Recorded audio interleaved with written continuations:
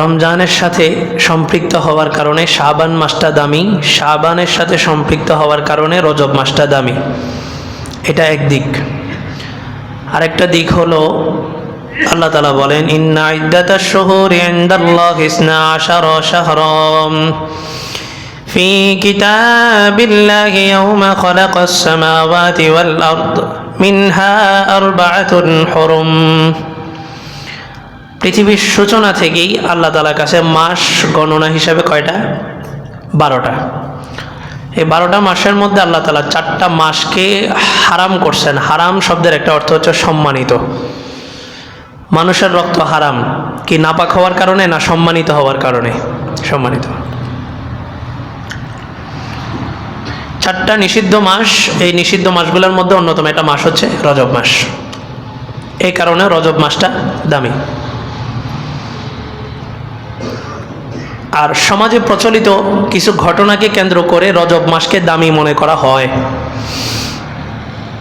তার মধ্যে একটা ঘটনা হচ্ছে যে রজব মাসের 27 তারিখ কি হয়েছে? আল্লাহ রসুলের মেরাজ হয়েছে। এমন কিছু ঘটনাকে কেন্দ্র করে অনেকে রজব মাসকে সম্মানিত মনে করেন, কিন্তু বাস্তবতা হলো রাসূলের যখন মেরাজ হয়েছে তখন রজব মাসের অস্তিত্ব তার আপন জায়গায় ছিল না। রাসূলের যুগে 4টা মাস নিষিদ্ধ ছিল এবং রাসূল নবুয়তের দাবি করার আগেও এই 4টা মাসকে নিষিদ্ধ মনে করা হতো।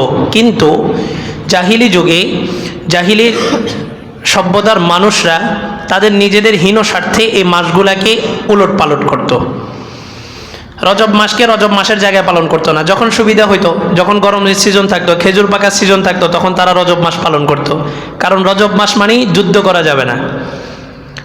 তো খেজুর পাকার সিজন গরমকালে, ওই সময় যদি রজব মাসকে পালন করা হয় তাহলে একদিকে খেজুর পাহারা দেওয়া হলো, অন্যদিকে যুদ্ধ বন্ধ করা গেল। তারা নিজেদের স্বার্থে এই মাসের পরিবর্তনগুলো করত। আল্লাহ রসুল আসার পর হিজরতের পরবর্তীতে রাসূল বলেন, ইন্নাজ জামানা কদ ইস্তাদারাকা হাইয়াতিহি ইয়াওমা খালাকাস সামাওয়াত।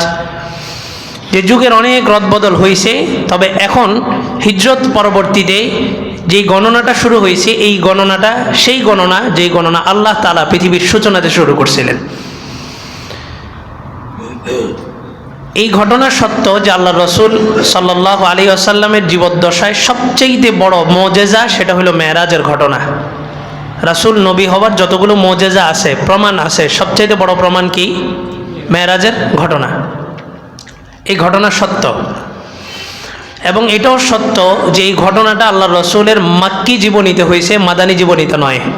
অর্থাৎ হিজরতের পূর্বেই এই ঘটনা সংঘটিত হয়েছে মক্কায়। আর আমরা এটা জানি যে আরবি হিজরি সন গণনা মাঝখানের রদবদল পরিবর্ধন অনেক কিছু হইলেও সঠিক গণনা শুরু হয়েছে কবে থেকে? আল্লাহ রসুল যেদিন মক্কা থেকে মদিনায় হিজরত করছেন সেদিন থেকে। তাহলে ঘটনা ঘটছে মক্কার জীবনীতে, হিজরতের গণনা শুরু হয়েছে মাদানী জীবনী থেকে। তাহলে হিজরতের পূর্বের একটা ঘটনা কোনোভাবেই স্পেসিফিকভাবে এটা বলার সুযোগ নেই যে রজব মাসের 27 তারিখেই হয়েছে। কথা বুঝছেন? রজব মাসের অস্তিত্ব তো আসছে আল্লাহ রসুল মদিনায় হিজরত করার পর, আর এই মেরাজের ঘটনাটা ঘটছে আল্লাহ রসুলের হিজরতের পূর্বে, যখন গণনা শুরু হয় নাই। তাহলে হিজরতের পূর্বের একটা ঘটনাকে কোনোভাবেই এভাবে বলা যায় না যে এটা রজব মাসে 27 তারিখেই ঘটছে। আর এটাকে কেন্দ্র করে অনেকে রজব মাসের 27 তারিখে কুসংস্কৃতি হিসাবে রোজাও রাখেন। এমনি রোজা রাখতে পারবেন রজব মাসের যে কোনো দিন, 27 তারিখেও রাখতে পারবেন, কিন্তু এই দিবসেই মেরাজের ঘটনা ঘটছে এই জন্য রোজা রাখতেছি, এটা করা যাবে না। কথা বুঝছেন? মেরাজের তারিখ কি নির্ধারিত হয়েছে? করা যাবে? করা কি সম্ভব?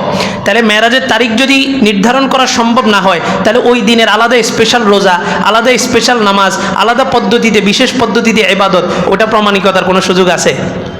খুদ রজব মাসের 27 তারিখে যে মেরাজ হয়েছে এই ঘটনাই তো প্রমাণ করা যাচ্ছে না। তাহলে রজব মাসের 27 তারিখে রোজা রাখতে হবে, নামাজ পড়তে হবে, মসজিদ খোলা রাখতে হবে, এটা করতে হবে, ওটা করতে হবে, এগুলার কোনো কিছুর অস্তিত্ব নাই।